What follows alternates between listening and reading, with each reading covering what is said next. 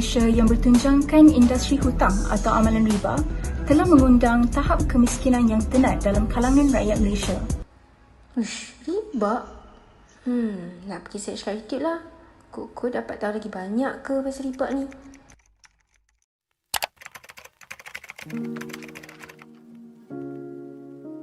Pinjaman dalam Islam macam mana sebenarnya? Ada kaitan ke dengan riba? Dalam pandangan Islam, pinjaman terbagi kepada dua, iaitu Al-Ariyah dan Al-Qard. Apa itu Al-Ariyah? Al-Ariyah merujuk kepada pinjaman harta oleh pemberi pinjaman kepada peminjam, di mana manfaat penggunaan barang tersebut adalah percuma. Ianya hanya merangkumi harta benda yang tidak musnah dan boleh dikembalikan dalam keadaan asal. Sebagai contoh, laptop dan buku. Kiranya, harta benda yang pernah musnah seperti sabun tidak sah dalam pinjaman Al-Ariyah. Apa itu pinjaman Al-Qard? Jom Ana terangkan dengan lebih mendalam kerana ianya berkait rapat dengan topik kita sekarang. Dari segi bahasa, Al-Qard berasal daripada perkataan Al-Qat'u yang bermaksud potong. Dia diumpamakan pemberi pinjaman memotong, yakni mengambil sebahagian hartanya untuk diberikan kepada peminjam. Menurut istilah pula, Al-Qard bermaksud penyerahan sesuatu harta daripada pemberi pinjaman kepada peminjam dengan syarat harta tersebut akan dikembalikan kepada pemilik asal dengan tiada sebarang kenaan faedah atau keuntungan. Bagi akad Al-Qard adalah sebarang medium pertukaran yang diterima oleh orang ramai, misalnya wang. Disebabkan peminjam sahaja yang beroleh manfaat daripada transaksi ini, maka Al-Qard dikategorikan sebagai akad tabarruk, iaitu kontrak yang berlandaskan konsep kebajikan. Cara ringkasnya, dalam Islam, amaun bayaran pinjaman perlulah sama dengan amaun yang dipinjam. Dalam bahasa Arab, riba bermaksud bertambah atau lebih. Manakala menurut Kamus Dewan, riba ialah lebihan yang dikenakan atas sesuatu yang dipinjam. Takrifan lengkap daripada ahli ulama menyatakan riba adalah penambahan harga dalam barang tertentu ataupun tambahan bayaran ke atas hutang akibat tempoh penangguhan. Hal ini amat ditentang dalam agama Islam kerana ia adalah satu bentuk penindasan terhadap seseorang. Terdapat beberapa ayat Al-Quran dan hadis yang menekankan larangan riba. Okey, so jenis riba apa pula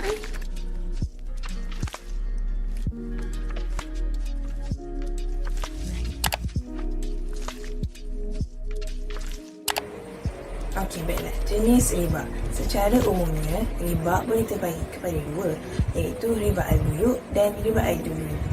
Tetapi pada video kali ini, saya hanya akan menekankan pada riba al-duyun saja kerana riba jenis ini lebih berkait rapat dengan transaksi pinjaman. Riba al-duyun muncul daripada hutang dan apa sahaja kadar lebihan faedah yang terasa disebabkan tempoh boleh dikategorikan di bawah riba jenis ini. Okey, baiklah, kita pergi lebih teliti lagi dan lihat dulu kepada dua bahagian riba al-duyun ini, iaitu riba al-qard dan riba al-jahiliyah. Riba al-qard berlaku apabila sebarang kadar atau manfaat tambahan yang lebih daripada pinjaman pokok dikenakan ke atas pinjaman, sama ada dikenakan oleh pemberi pinjam atau peminjam sendiri. Riba jenis ini adalah yang paling popular dan banyak berlaku dalam masyarakat sekarang. Riba jahiliyah pula berlaku apabila sebarang kadar tambahan yang melebihi pinjaman asal dikenakan apabila bayaran pinjaman dilakukan melebihi tempoh yang ditetapkan. Bahasa mudahnya, ianya ialah denda atau kompaun yang dikenakan kepada peminjam apabila dia melambatkan atau menangguhkan pembayaran. Nak tengok pasal pinjaman perumahan lah.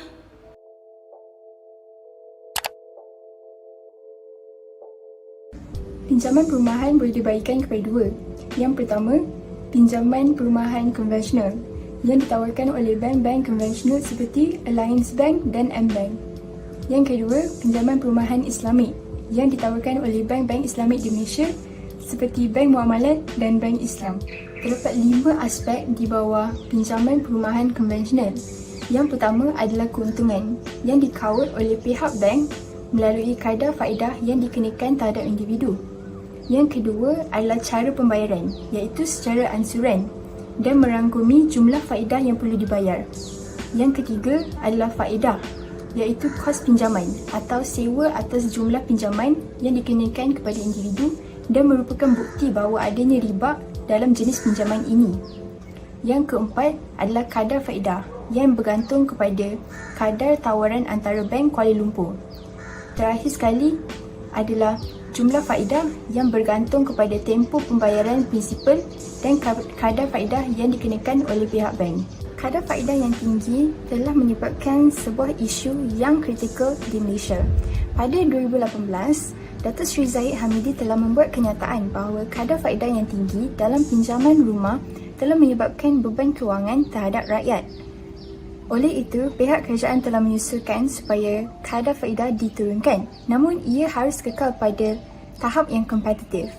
Untuk memberi perbandingan bagi penonton, pada tahun 2018, kadar faedah di Malaysia adalah setinggi 4.65%. Berbanding kadar faedah di Singapura yang sangat rendah iaitu hanya 1.45%.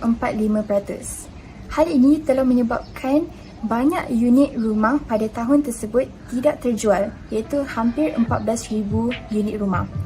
Hal ini menunjukkan bahawa rakyat menghadapi kesusahan dalam proses membeli rumah. Di bawah pinjaman perumahan Islamik, bank membeli aset iaitu rumah daripada penjual dan menjualkannya balik kepada pelanggan dengan keuntungan. Pelanggan kemudiannya dibenarkan untuk membuat bayaran untuk rumah tersebut secara ansuran kepada bank. Kebiasaannya, peminjam boleh memilih antara dua kaedah pembiayaan iaitu al-bay bitaman ajil ataupun musyarakah mutanakisah. Konsep bay bitaman ajil ataupun lebih dikenali sebagai jualan harga tertangguh ialah satu kaedah yang popular. Urus niaga al-bay bitaman ajil melibatkan proses menjual sesuatu dengan disegerakan penyerahan barang dan ditangguhkan pembayarannya sehingga ke satu waktu yang telah ditetapkan. Di sini, pihak bank akan membeli rumah tersebut untuk pelanggan pada harga pasaran semasa dan jual balik kepada pelanggan pada harga pokok dan keuntungan. Pelanggan tersebut akan membayar secara bertangguh mengikut tempoh masa yang ditetapkan dan dibayar dengan jumlah tertentu secara beransur-ansur. Seterusnya, konsep musyarakah mutanakisah. Melalui konsep musyarakah mutanakisah, bank dan pelanggan berkongsi modal untuk mendapatkan sesuatu aset. Maka, pemilikan aset tersebut adalah ke atas kedua-dua belah pihak. Aset tersebut akan menjadi milik penuh pelanggan apabila dia membayar kembali kesemua pembiayaan yang diketengahkan oleh bank dalam tempoh masa yang ditetapkan secara berkala. Sekarang untuk contoh bagi kedua-dua kaedah. Saya akan mulakan untuk contoh bagi kaedah al-bay bitaman ajil dulu. Okey, kita andaikan ada seorang lelaki ni nama dia Ali. Ali nak beli rumah dengan kontrak al-bay bitaman ajil. Jadi Ali pun pergilah bank nak cek kelayakan. Kalau bank bersetuju, contohnya Ali ni dia berurusan dengan bank Islam, pihak bank Islam akan beli rumah tu dengan harga pembiayaan yang diperlukan. Lepas bank dah beli rumah, bank akan jual semula rumah tu kepada Ali dengan harga belian campur harga keuntungan. Ali kemudiannya perlu bayar balik nilai yang telah dipersetujui secara ancuran berdasarkan tempoh yang telah juga dipersetujui dengan bank. Itu untuk al-bay bitaman ajil. Sekarang kita andaikan Ali nak beli rumah guna kaedah musyarakah mutanakisah pula.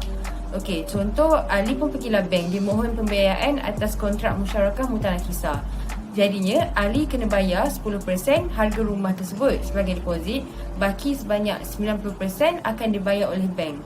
Kiranya sekarang ni Ali dia berkongsi milik dengan pihak bank atas rumah tersebut sebanyak 1:9. Ali telah bersetuju untuk membayar kembali kepada pihak bank sebanyak 1% setiap bulan secara ansuran untuk mendapatkan pemilikan penuh. Maka dalam tempoh itu, pemilikan bank ke atas rumah tersebut akan berkurang dan pemilikan Ali akan bertambah. Sampai ke akhir kontrak, pemilikan rumah tersebut telah berpindah sepenuhnya ke atas Ali, menjadikan nisbah pemilikan rumah tersebut 10:0. Oh, ni contoh pinjaman peribadi pula.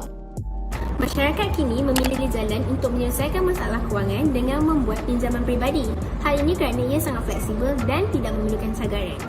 Jadi, pinjaman peribadi boleh digunakan untuk menampung kos perubatan, yuran pendidikan, membayar hutang dan sebagainya. Seperti pinjaman-pinjaman lain, pinjaman peribadi juga mempunyai dua jenis iaitu konvensional dan Islamik. Kedua-dua sistem ini menjalankan aktiviti yang hampir sama iaitu menyediakan pinjaman kewangan. Walau bagaimanapun, terdapat beberapa perbezaan antara kedua-dua kemudahan ini. Pinjaman peribadi konvensional. Antara sebab utama mengapa pinjaman peribadi konvensional ini dikatakan mempunyai riba adalah kerana ianya mempunyai cerai faedah. Sebahagian bayaran ancuran yang dibuat oleh peminjam akan digunakan untuk membayar servis faedah ini manakala selebihnya barulah digunakan untuk membayar prinsipal. Selain itu, peratusan charge faedah di dalam pinjaman konvensional juga berubah-ubah mengikut kadar pinjaman asas atau base lending rate yang ditetapkan oleh institusi kewangan. Seterusnya, charge penalti lambat bayar atau compound yang dikenakan juga berganda kerana menggunakan konsep faedah atas faedah. Sebagai contohnya, sekiranya jumlah pinjaman adalah RM100,000 dan charge lewat adalah 3%, individu tersebut sepatutnya hanya perlu membayar RM3,000 setiap bulan. Tetapi disebabkan konsep faedah atas faedah ini, jumlah denda yang dikenakan akan semakin bertambah setiap bulan disebabkan pihak bank mengenakan faedah terhadap jumlah denda yang sudah pun mempunyai faedah pada mulanya. Pinjaman peribadi dari segi Islamik dinamakan pembiayaan peribadi. Konsep jual beli aset atau komoditi yang digunakan ialah tawarruk atau bai' al-inah. Keuntungan yang diambil daripada pembiayaan peribadi ialah profit rate menerusi konsep jual beli aset. Selain itu, perbankan Islam juga telah menetapkan amount yang perlu dibayar pelanggan sepanjang tempoh pembiayaan semasa akad jual beli. Perbankan Islamik juga menawarkan ibrah iaitu diskaun jika bayaran diselesaikan awal. Mari kita pelajari apakah maksud konsep bai' al-inah. Bai' al-inah bermaksud urus niaga jualan dan pembelian semula oleh penjual. Dalam urus niaga ini terdapat dua proses akad jual beli, iaitu tiap-tiap satunya jelas dan berasingan. Mari kita lihat pada contoh yang tertera.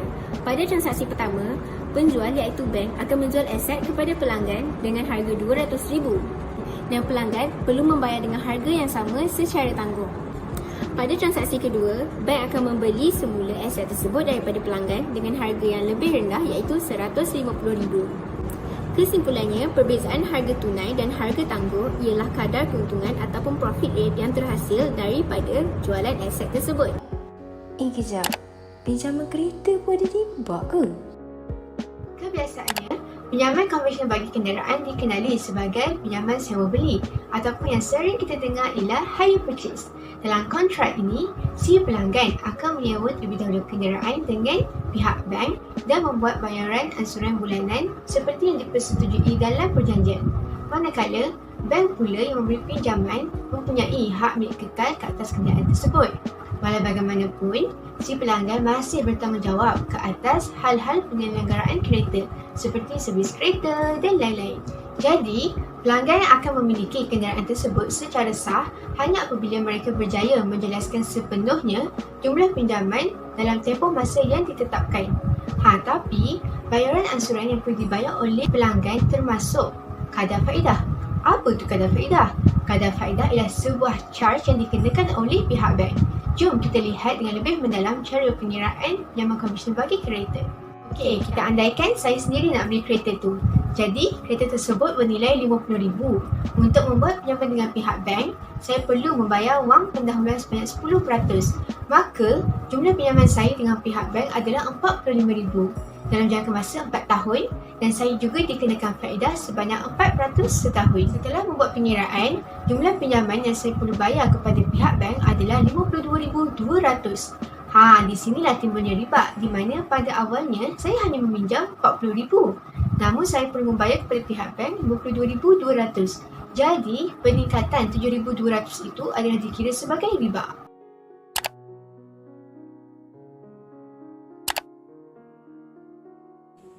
Pinjaman kereta Islamik pula berkonsepkan al-ijarah ma'al-bai' di mana penyewa perlu melakukan dua akad yang berbeza iaitu ijarah dan juga bai'. Di bawah kontrak ijarah, penyewa akan menyewa barang daripada pemilik pada kadar dan tempoh yang dipersetujui, di mana penyewa perlulah membayar secara ansuran pada setiap bulan. Hak milik kereta secara fizikalnya dimiliki oleh bank dan manfaatnya pula dimiliki oleh peminjam. Oleh sebab itu, segala kerosakan yang berlaku akan ditanggung oleh peminjam dan bank juga mempunyai hak untuk menarik kembali kenderaan jika peminjam gagal untuk menjelaskan bayaran mereka.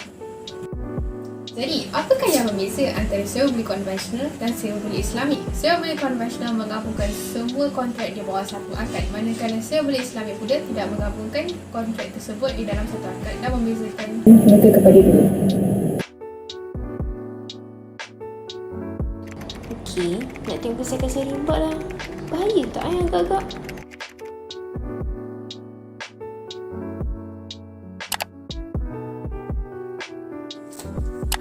Mungkin ramai tertanya, apakah sebenarnya kesan-kesan riba kepada mereka yang mengamalkannya?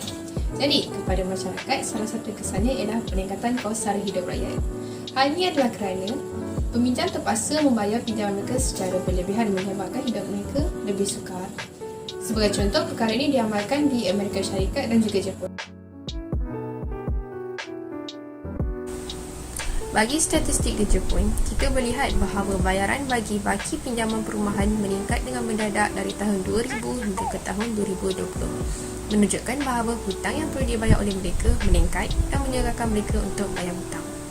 Jika hendak dibandingkan pada tahun 2003 dan tahun 2020, baki bayaran pinjaman rumah bagi mereka yang berumur 60 tahun telah meningkat sebanyak 6 juta yen daripada 7 juta ke 13 juta. Yang kedua ialah golongan belia sukar untuk mencari pekerjaan.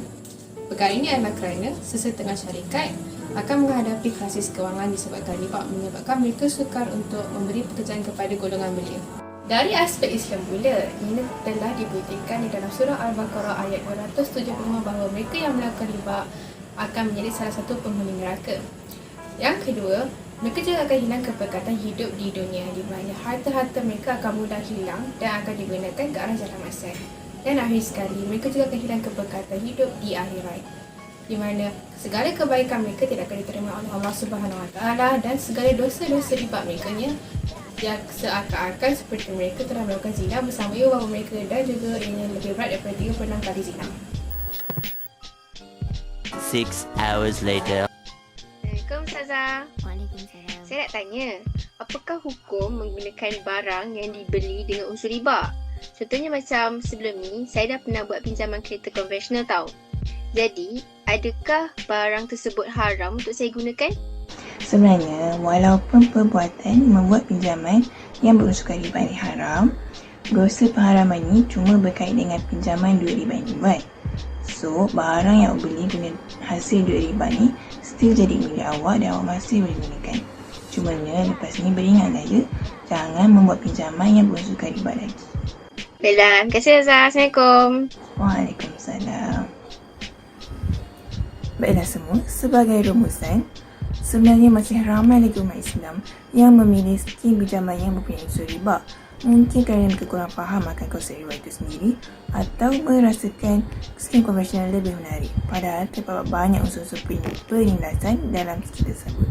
Justru itu, institusi Islam seperti JAKIM dan sebagainya haruslah memainkan peranan mereka dalam memberi penerangan kepada umum mengenai isu riba ini. Wah, best kan video kisah tadi? Jadi, sebagai seorang penonton, apa yang saya boleh simpulkan? Riba memberi kesan buruk dari segi sosial dan akhlak kerana ia mengakibatkan ketidaksamaan dalam masyarakat yang seterusnya membawa kepada penindasan terhadap sesetengah pihak. Jadi, demi mewujudkan ekonomi yang adil, masyarakat seharusnya menjauhi riba dalam sebarang urusan perniagaan serta menjadikan Al-Quran dan As-Sunnah sebagai panduan hidup agar sentiasa bahagia di dunia dan di akhirat. Sekian, terima kasih.